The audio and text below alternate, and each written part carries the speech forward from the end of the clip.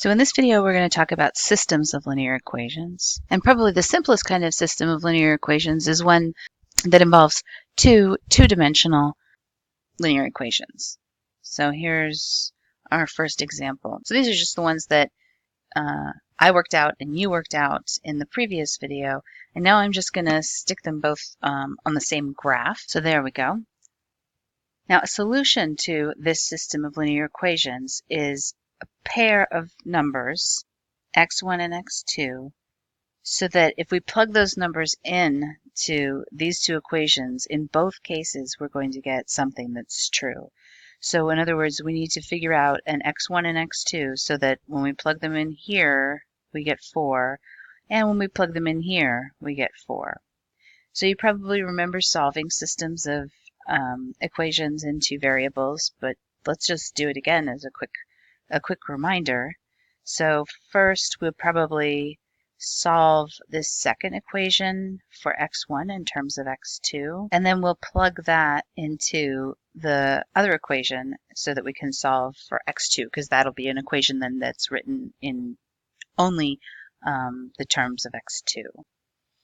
Okay, now we can solve this equation for x2, and we get x2 is equal to minus 4/3. So our point that is the solution is going to have x2 value negative 4/3. And if we know the x2 value, we can plug that back in to the original equation to get an x1 value, right? Because we know that x1 is just 4 plus x2. So now we see that our x1 value is 8/3. And this gives us approximately 2.67 and minus 1.33. And if we look for where that is on the graph here, we're going to see that those are the coordinates of the point of intersection. And the point of the intersection of those two lines is the solution to this system of equations. Okay, so 2D is something that you've worked with before, I'm sure. Let's go to 3 dimensions.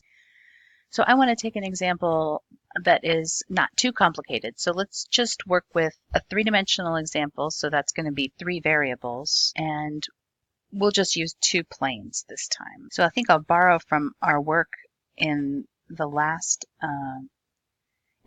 video, and then we can graph one more plane and see what the solutions to this system look like. So here's our other linear equation with 3 variables that we're going to use. So let me draw the first one again. So we remember we had this triangle that was sitting in this plane, and the whole plane is the set of solutions to this first equation. And now let's see what the other plane looks like. I think it's good to talk through this one just for practice. So when you're drawing a picture of a plane that's really just got 2 variables showing up in the equation, you can imagine just living in that 2-dimensional plane that is determined by the variables that show up. So for the moment, let's just ignore x2 and imagine that we're just living in the x3, x1 plane. If we just draw a picture of this line that's in this plane, then we'll be able to see well what's going on. And I just to remind, like, this is the positive x-axis, the positive x1 axis, and this is the negative x1 axis. So if I draw a picture of this line in this plane, what are we going to have? So those are 2 points that are on this line, and if I connect them and extend, then I have a line that goes through that x1 to x3 plane. Now I'm going to put my x2 axis back in. There it is. And think about, what does the plane look like? Well, if we think about points that are going to solve this, points that solve this only involve x1 and x3. As far as this equation is concerned, x2 could be anything.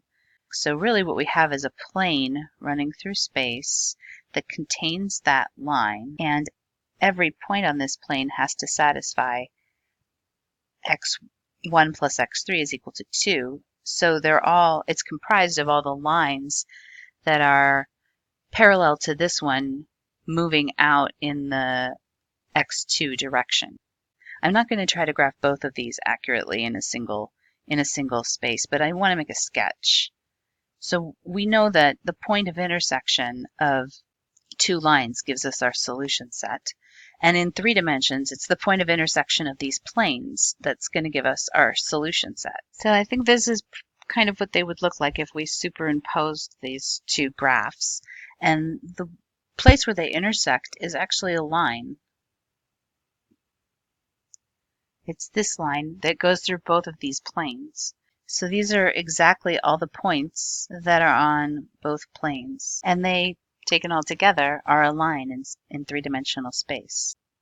We can describe the points on that line kind of parametrically if you want. We know that x1 plus x3 has to be equal to 2, and x1 plus x3 plus x2 has to equal 5. So we can describe the line by saying x1 plus x3 has to equal 2, and that means that x2 has to equal 3, because the 3 of them, according to the first equation, have to sum up to 5. So any point that's on this line is going to have x2 coordinate equal to 3, and then we just need to have the sum of x1 and x3 be equal to 2. So we have some degree of freedom there. Now I want to talk a little bit more about the way things can look in 2 and 3 dimensions. When we get up to 4 and higher dimensions, we're talking about hyperplanes and solution sets being the points of intersection of 2 or more hyperplanes.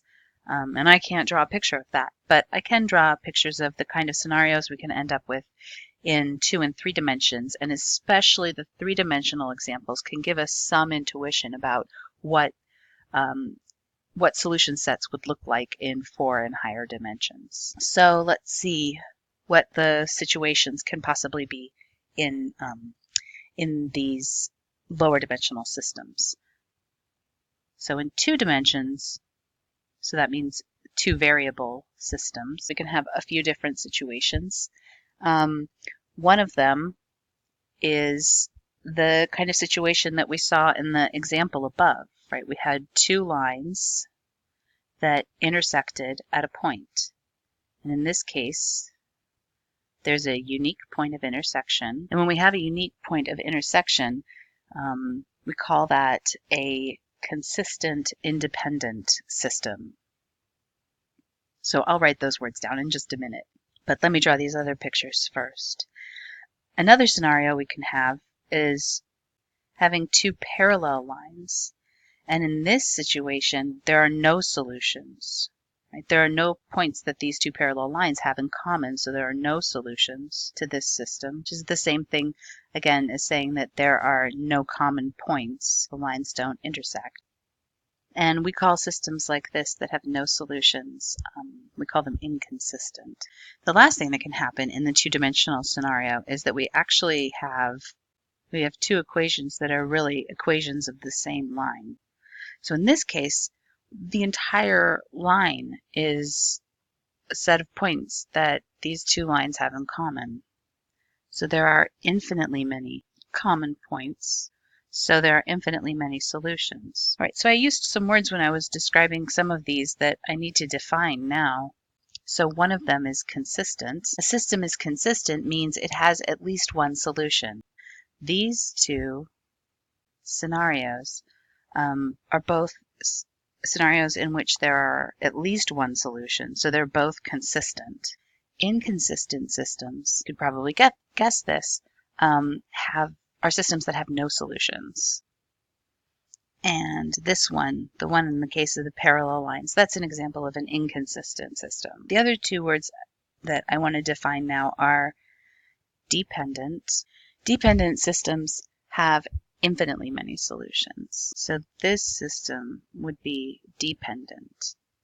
Independent systems are systems that have exactly one solution. So our only example of an independent system in this case, in the 2-variable case, is this one in which we have this unique point of intersection. So we have 2 lines that are not parallel. Okay, now the art starts to get hard. In 3 dimensions, there's a number of different scenarios. Not so much can happen in 2 dimensions, but lots of different things can happen in 3 dimensions. In 3 dimensions, we're talking about systems that have 3 variables. And in many cases, when we're talking about systems of linear equations in 3 variables, we are usually talking about 3 equation systems. So we have 3 planes that can tilt around in 3-dimensional space, and we got to think about different scenarios that can happen so that we can understand what kind of solution sets we can have when we have a system of linear equations like this. All right, so I'm not going to try to graph any of these things on any kind of axis, but I'll make some sketches out here in 3 dimensions. Let's start by talking about what inconsistent systems look like. Just like having 2 parallel lines gives us an inconsistent system in 2 dimensions, having 3 parallel planes, and in this case there aren't any points that are in common, so there's no points of intersection. So this is 3 parallel planes.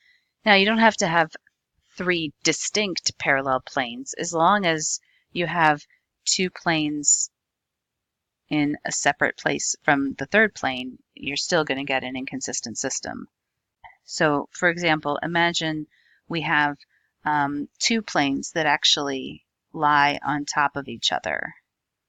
So our equations give us two equations that describe 2 planes that are actually the same plane. And then we have a 3rd plane living off on the side parallel to it, right? And while those 2 planes, the red or orange and blue planes that I've drawn here, while they have infinitely many points in common, this green one has no points in common with those 2. So it's an inconsistent system. So this scenario has 2 parallel planes. Now here I've drawn another scenario where we have an inconsistent system. In this one, we have 3 distinct planes, but we still have 2 that are parallel. So because 2 of them don't have any points in common, the 3 of them don't have any points in common. So they're parallel and distinct.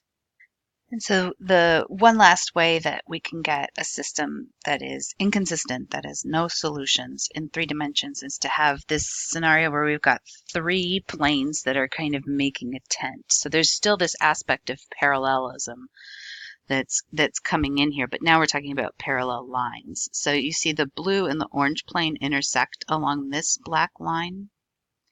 The blue and the green plane intersect along this black line. And the green and the orange plane intersect along this black line. And those 3 lines are all very much parallel to each other, and they're distinct, so they can't have any points in common. So those 3 planes can't have any points in common. So I call this scenario a tent. Right, so that's inconsistent systems. Let's have a look at systems in 3 dimensions with 3 equations, so 3 planes, in which we do have solutions. So one nice consistent system in 3 dimensions is something that looks like this. So I call it pages of a book, because if you kind of chopped off these 2 half planes that are sticking down below the blue plane, this kind of look like an open book, and the place where all the pages and the cover meet is along this black line, like the spine of a book. And so all of the points along this line are solutions. And because this situation has infinitely many solutions, we call this a dependent system. And our last scenario that we can have in the case of 3 planes in 3 dimensions is this one. And if we look at this system, what's going on here is that we have 3 planes that are oriented so that they have no parallelism of any kind, right? They're lines of intersection, pairwise lines of intersection. None of those lines are parallel to one another. And they also, unlike the case with the tent, they also happen to all 3 intersect in a single point. So this kind of system has one solution. So exactly one point of intersection, and those are called independent systems. So these are the basic scenarios that we should be aware of when we're talking about three planes in three dimensions. But we can also talk about parallel hyperplanes and planes of intersection of four-dimensional hyperplanes and stuff like that. It's harder to visualize, but we can still use some of the language when we need to. All right, so this is basically what I wanted to talk to you about regarding systems of equations and solution sets to systems of equations. And in the next couple of lectures, we'll see something about how to use matrices to represent these systems.